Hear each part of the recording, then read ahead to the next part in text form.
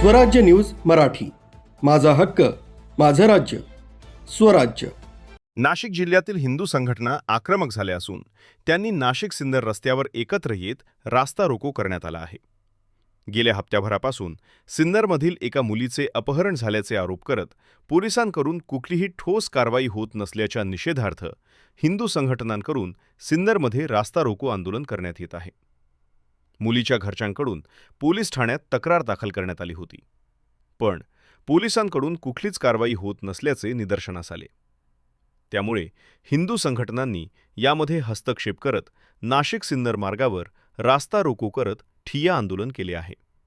यामुळे रस्त्यावर वाहनांच्या लांबच लांब रांगा लागल्या असून वाहतूक पूर्णपणे ठप्प झाली आहे. हिंदू संघटनांकडून आक्रमक पवित्रा घेत महामार्ग रोखून गेल्या हप्त्याभरापासून ही मुलगी बेपत्ता असून या संदर्भात पोलिसांकडूनही कुठलीही ठोस कारवाई होत नसल्याने सिन्नरमध्ये रास्ता रोको आंदोलन करण्यात आले आहे. तसेच या प्रकरणात लव्ह जिहादचा संशय असल्याचे आंदोलनकर्त्यांकडून सांगण्यात येत आहे. संबंधितावर तात्काळ कारवाई करण्याची मागणी आंदोलनकर्त्यांकडून होत आहे. ब्युरो रिपोर्ट स्वाती शेलार, स्वराज्य न्यूज मराठी, सिन्नर.